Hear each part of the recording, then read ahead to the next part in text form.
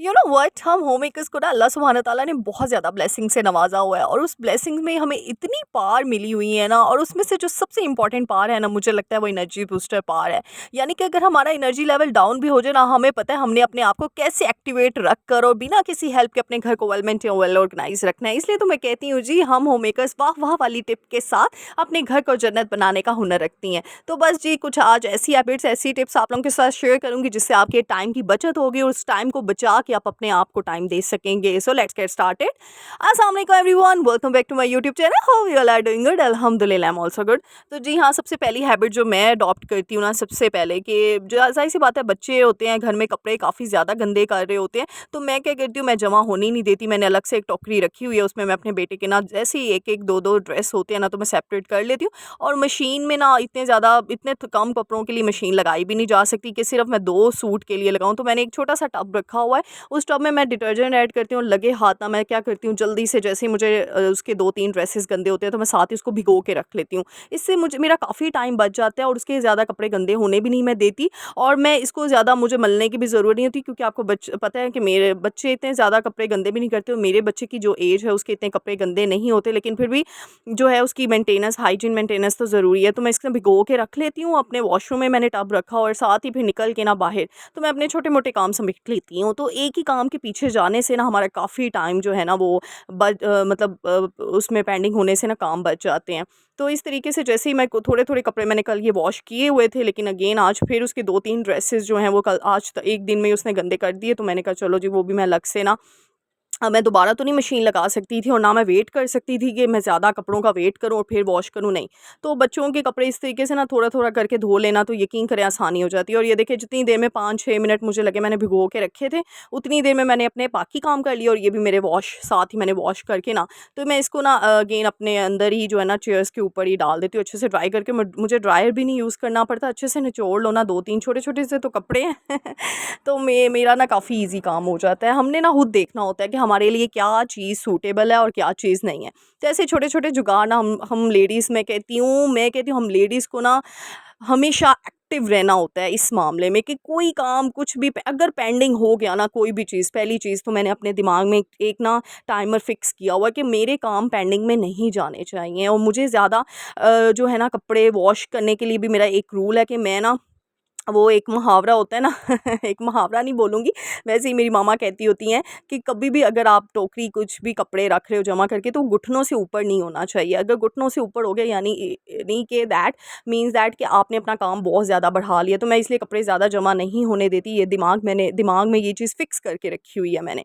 अच्छा जी, नेक्स्ट चीज़ है, जैसे ही वॉशरूम हम यूज़ तो कर रहे होते हैं, लेकिन बहुत ज़्यादा गंदा होने के बाद इस पे जो टाइम लगता है, तो अच्छा नहीं है कि आप साथ ही, मैं क्या करती हूँ, जो भी शावर लेना होता है या फिर जैसे ही मुझे टाइम मिलता है रोज़ जिस भी टाइम पे, तो मैं जल्दी से कमोड भी डीप क्लीनिंग वॉशरूम की, वो तो ज़ाहिर सी बात है होती है वीकली या मंथली, लेकिन साथ ही सिंक जो है और कमोड एरिया में इस तरीके से हाइजीन इसकी ना वॉशरूम की मेंटेनेंस की भी बहुत ज़्यादा इंपॉर्टेंस रखती है। और ये देखें, एक इस तरीके से मैंने एक रखा हुआ है स्पंज टाइप, और कुछ भी नहीं। और ये देखिए, आपने देखा साफ़ सुथरा है, लेकिन मैं फिर भी ना एक दफ़ा लगे हाथ ही, और डिटर्जेंट भी थोड़ा सा मैंने यूज़ किया, पैसे की भी बचत हो जाती है और आपके टाइम की भी बचत हो जाती है, और लगे हाथ ना आपका वॉशरूम भी साफ़-सुथरा हो जाता है। तो इस तरह हमने चीज़ों को बार-बार देखना होता है एक्टिव रह के, कि किसी भी चीज़ में अगर ज़रा-सी भी लापरवाही बरत रहेंगे ना, तो बस फिर जी हमें बाज़ार जाके नई-नई चीज़ें लानी पड़ेंगी। और ये देखिए, इस तरह के ड्राई टॉवल ना, मैंने छोटा-सा टॉवल रखा हुआ है। आपने देखा है, ये देखिए, ये जो है ये ब्लैक कलर का है इसका टॉप, तो फिर मुझे ना इसमें वाटर स्टेन अगर पड़ जाए ना, तो आपको पता है ब्लैक कलर के ऊपर स्टेन बहुत मुश्किल से ख़त्म होते हैं। तो हमें अपनी चीज़ों की री-केयर फिर मुझे खुद ही करनी पड़ती है। मेरे किचन का भी काउंटर टॉप ब्लैक कलर के हैं, तो ये देखिए, मैं ड्राई ज़रूर करती हूँ। तो मैंने एक अलग से ड्राई टॉवल रखा हुआ है, छोटा-सा, छोटू-सा रखा है, कटिंग की है मैंने पुराने टाल की, तो उसको ही मैं इसके ऊपर रगड़ के ना अच्छे से, ये देखें, इसको मैं ड्राई कर लेती हूँ। मैं कभी भी गीला नहीं छोड़ती, और मैंने ये टॉवल ना हैंग किया हुआ है अपने वॉशरूम में ही, कि कोई भी वॉशरूम यूज़ करे ना, तो साथ ही इसको ना रगड़ के कर ले, और इसको मैं साथ ही वॉश करके ना फिर हैंग कर देती हूँ। ड्राई होता जाता है, इस तरह के 2-3 पीसेस मैंने बनाए हुए हैं। और ये देखिए, ये मैंने प्लांटर्स जो है ना, वो अपनी बॉटल्स के डीआईवाई बनाए हैं, अपने वॉशरूम में रखे हैं। मुझे ग्रीनरी बड़ी पसंद है, आपने देखा होगा मैंने घर में जगह-जगह पे ग्रीनरी रखी है, कहीं आर्टिफिशियल रखी है और कहीं प्लांटर्स डीआईवाई करके रखे हैं, कुछ पौधे बना के रखे हुए हैं। तो हर जगह मुझे शौक है, मुझे बहुत ज़्यादा क्रेज़ है कि बस ग्रीनरी होनी चाहिए। तो ये देखिए, ये बंचेस जो थे वो पुराने वाले ख़राब हो गए थे, मैंने उसको चेंज कर दिया, वाटर रिफ़िल किया बॉटल के अंदर अगेन। तो ये वॉशरूम में जितनी भी छोटी-छोटी चीज़ें होती हैं ना, इनका ख़्याल खुद रखना होता है हमने। जैसे सोप वगैरह के सोप होल्डर हो गया, फिर हैंड वॉशर बॉटल्स हो गई, शैम्पू की बॉटल्स हो गई, इनको भी ना साथ ही लगे, हाँ, शावर तो लेना होता है, साथ ही इनको भी वॉश कर लिया करें। तो ये देखिए छोटू सा प्लांटर भी मैंने अपने वॉशरूम में रखा हुआ है। ऐसी चीज़ें ना आपको बड़ा रिलीफ़ देती हैं और स्ट्रेस फ्री रखती हैं। मैं सही बताऊँ, मेरे लिए ना जो मैं सोचती हूँ, क्योंकि मैं अपनी ना आप लोगों के साथ वही चीज़ें शेयर करती हूँ जो मेरी थिंकिंग है, जो मैं सोच रही होती हूँ।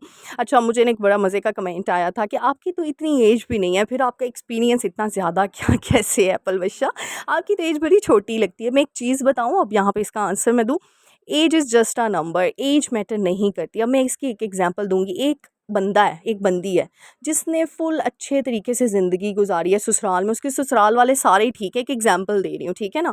उसके ससुराल वाले बहुत अच्छे हैं, और एक तरफ एक बंदी है जो ससुराल वालों को 18 साल की उम्र में उसकी शादी होगी, एक एग्ज़ाम्पल दे रही हूँ, और उसमें वो ससुराल की सारी चीज़ों को झेल रही है, सारी चीज़ों को एब्ज़ॉर्ब कर रही है।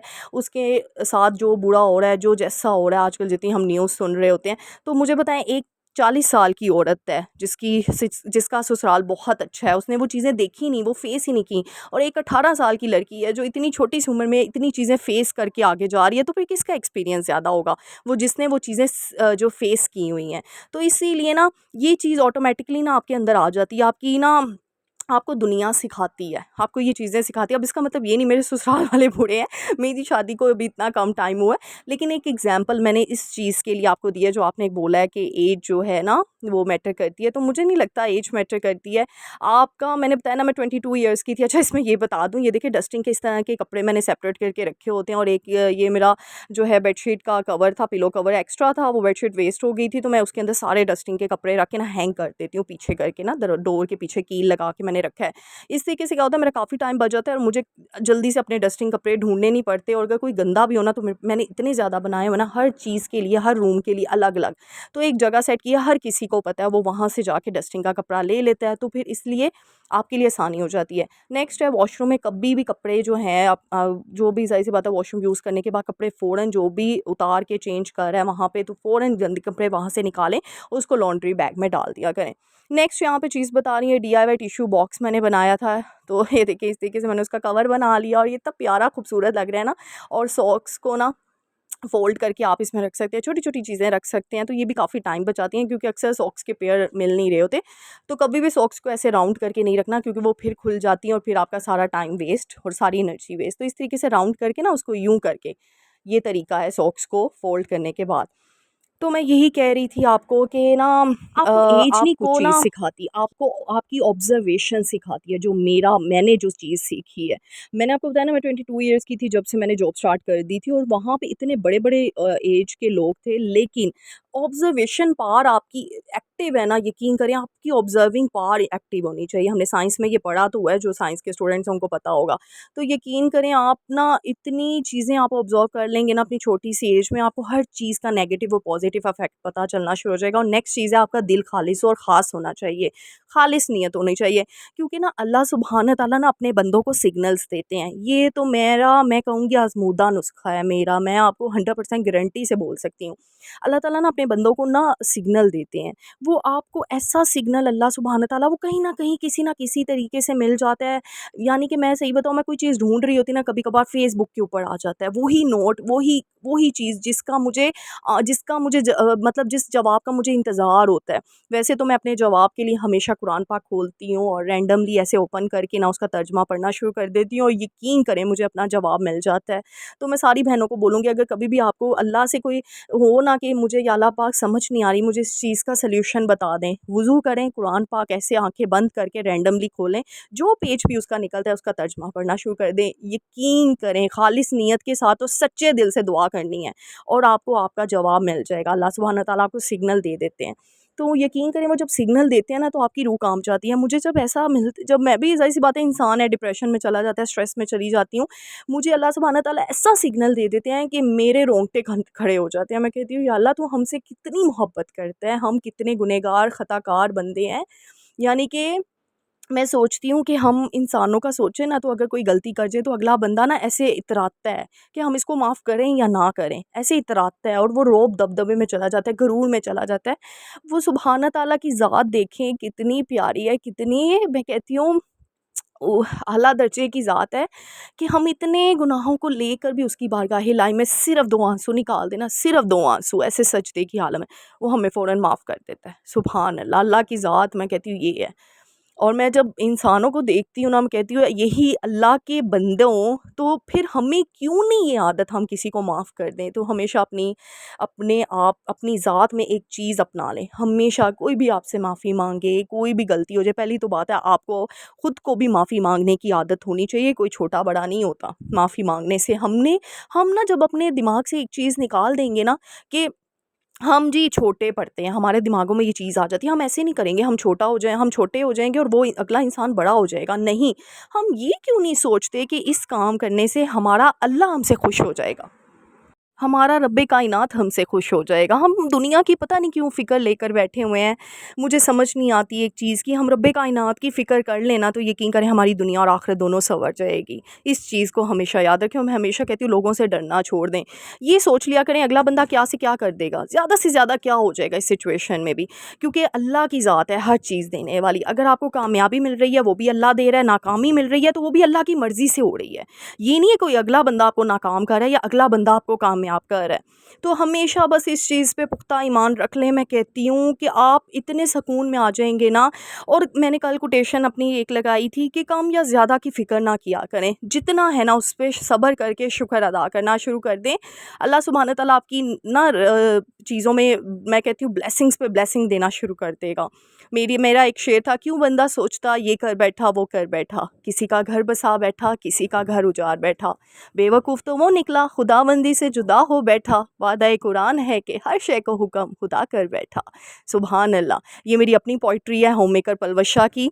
और यकीन करें इसमें ना मैं आपको बताऊँ, और ये मैंने तब लिखी थी जब मैं इत्तिकाफ़ में बैठी हुई थी। मैंने आपको बताया आई वाज़ 22 ईयर्स ओल्ड, तब मैं इत्तिकाफ़ में बैठी और तब मैंने अपनी इतनी पोइम्स लिखी, इतनी ज़्यादा कि मैं खुद हैरान थी कि मैं बिल्कुल चेंज थी। 22 ईयर की एक लड़की इस तरह की डीप थिंकिंग कैसे रख सकती है, और उसके साथ कुछ इतना हुआ भी नहीं हुआ, लेकिन ये अल्लाह की शान है बस। मैं जितना शुक्र अदा करूँ अपने रब्बे कायनात का उतना कम है, क्योंकि उसने मुझे ना हर जगह पे कामयाब किया है, हर चीज़ बिना माँगे मुझे दी है, लेकिन अपने टाइम पे, अपने टाइम से पहले नहीं। अभी भी मुझे कुछ चीज़ें बहुत चाहिए और मुझे पता है अल्लाह सुब्हान तआला वो मुझे देंगे, उसमें मुझे कामयाब करेंगे, लेकिन उसका एक वक्त मुकर्रर है। बस मैं अपने उस टाइम का इंतज़ार कर रही हूँ, वो भी सब्र के साथ और शुक्र के साथ। हमेशा ये याद रखें, जितना शुक्र अदा करते जाएंगे ना, मैं कहती हूँ हर बात पे कहें शुक्र अल्हम्दुलिल्लाह, कम या ज़्यादा कुछ मैटर नहीं करता। दूसरों के साथ अपना कंपैरिजन छोड़ दें, यकीन करें आपकी ज़िंदगी सुकून में आ जाएगी। मैंने ऐसे-ऐसे लोग देखे हैं ना, वो दूसरों को ब्लेम करते हैं, और मैंने कहा है ना, जब कोई किसी की बुराई करता है ना, तो अल्लाह सुब्हान तआला उसको तब तक मौत नहीं देता जब तक वो बुराई उसके अंदर ना हो जाए। ये मेरा परसों ही मेरे साथ ये हुआ है। मैं देख के हैरान हो गई। मैंने कहा या अल्लाह तेरी शान निराली है। मैं क्या कह सकती हूँ कि जो इंसान दूसरे को ब्लेम कर रहा है वो खुद वही काम करना शुरू हो गया है। ये मैं कहती हूँ अल्लाह ताला की ज़ात है। मैं कहती हूँ वो ले आता है चेहरे सबके सामने। मैं तो अपने मालिक से बहुत खुश हूँ, यकीन करें। नो डाउट मेरी ज़िंदगी में भी बहुत मुश्किलात आती हैं, अभी भी कुछ हैं, कुछ ट्रबल्स हैं, लेकिन उन मुश्किलात का ना आपने एक ही सॉल्यूशन ढूँढ लेना है कि या अल्लाह तेरी रज़ा के साथ ही हो रहा है। एक पत्ता भी इधर से उधर तेरी रज़ा के बगैर नहीं हो सकता, तो इतना बड़ा काम कैसे हो सकता है? बस हमेशा अपने लिए मैं एक चीज़ माँगती हूँ, खालिस नीयत और खालिस दिल। यानी उस दिल में जेलसी ना हो, उस दिल में किसी मुनाफ़िकत ना हो, या अल्लाह मुझे बस पाक साफ़ दिल दे दे। जब आपकी नीयत साफ़ ना, तो वो कहते हैं ना नीयत साफ़ ते बेड़े पार। अब ज़रूरी नहीं है कि आपको ऐशो-इशरत या घर-बार दे के ही आपके बेड़े पार है, नहीं। मैं कहती हूँ हमेशा एक झोंपड़ी में रहने वाला भी अगर सुकून में है ना, और एक महल वाला भी बेसुकूनी है, तो फिर कौन अच्छा है? आपको पता ही चल ही गया होगा। तो इसीलिए सुकून मांगे, दिल का भी, दिमाग का भी और रूह का भी। रूह का सुकून मिल गया ना, तो आपकी ज़िंदगी आसान हो जाएगी, और बाकी चीज़ें तो मैं कहती हूँ दुनियावी आहिस्ता आहिस्ता मिलना शुरू हो जाएंगी। जब ये चीज़ें मिल जाएंगी ना, तो अल्लाह सुब्हान तआला खुद सोचें, जब आपको रूह का सुकून, दिल का सुकून, दिमाग का सुकून मिल गया, इसका मतलब आपके ऊपर बहुत ज़्यादा ब्लेसिंग्स हैं अल्लाह सुब्हान तआला की। तो अब इसका मतलब स्टार्ट हो गई हैं और ब्लेसिंग्स, अब आना शुरू होगा। अब जाना नहीं, अब आना ही है हर चीज़ ने। तो बस ये चीज़ें अपना लेंगे ना, तो यकीन करें आपकी ज़िंदगी आसान हो जाएगी। तो उम्मीद करती हूँ आपको आज की वीडियो पसंद आई होगी। तो मैं ना इस वजह से भी ना मुझे कोई भी चीज़ अफ़ेक्ट नहीं करती है। मेरी ना एक बड़ी प्यारी फ़ॉलोवर है, वो कहती हैं आपकी आपको नेगेटिव कमेंट्स नहीं आते? मैंने कहा नहीं मुझे नहीं आते अल्हम्दुलिल्लाह। अगर एक आता भी है, 1-2 आते भी हैं ना तो मैं उसको नेगेटिव समझती नहीं हूँ, क्योंकि ना कल भी मेरी एक ना आया हुआ था कमेंट, लेकिन ना मुझे लगता है कि देखो कोई आपकी प्रोफ़ाइल में आके इतना टाइम निकाल के आपको अगर कुछ कह रहा है ना तो उसको एप्रिशिएट करो। मैं तो हमेशा एप्रिशिएट करती हूँ कि अल्लाह सुब्हान तआला की मर्ज़ी से ही वो आया है मेरी प्रोफाइल में। अल्लाह सुब्हान तआला ने ही उसको इतनी इजाज़त दी है कि उसने वो लिखा है कमेंट मेरी प्रोफाइल में। तो इसका मतलब क्या है? मैं ये सोचती हूँ कि अगर आप अच्छाई कर रहे हो तो अल्लाह का करम है, अगर आप बुराई कर रहे हो तो इसका मतलब अल्लाह ने आपको छूट दे दी हुई है। तो अल्लाह की छूट का मतलब क्या है कि बस जी अब आप लोगों को कोई रोक-टोक नहीं, अब आप जितनी बुराई कर सकते हैं करें। तो इसका मतलब है जो लोग अच्छा सोचते हैं, अच्छा बोलते हैं, अच्छा करते हैं, उन पे अल्लाह की ब्लेसिंग होती है। तो मुझे ना सही बताऊँ ऐसे लोगों पे तरस आता है कि मैं ऐसे लोगों को कहती हूँ अल्लाह ही इनको हिदायत दे, क्योंकि ना वो शायद अल्लाह के रास्ते से भटक कर ये काम कर रहे हैं। तो बस यार मैं एक ही चीज़ कहती हूँ, मैं सबको दुआ देती हूँ कि अल्लाह ताला हम सबको दुनिया आखिरत दोनों की भलाई अता करे, हम सबको हिदायत दे। अच्छा जी, साथ-साथ ये भी बता दूँ यहाँ पे जो चाय की पत्ती होती है मैं उसको भी डिस्कार्ड नहीं करती। मैं उसको देखिए बादाम का पानी जो रात को भिगो के रखा था ना, उसी पानी में चाय की पत्ती मिक्स करके ना तो ये सॉल्यूशन जो है ना एक लिक्विड सा, ये मैं पौधों में डालती हूँ और ये बहुत अच्छा फर्टिलाइज़र के तौर पे काम आता है। तो उम्मीद करती हूँ आपको आज की वीडियो पसंद आई होगी। मिलते हैं नेक्स्ट वीडियो में, टिल देन अल्लाह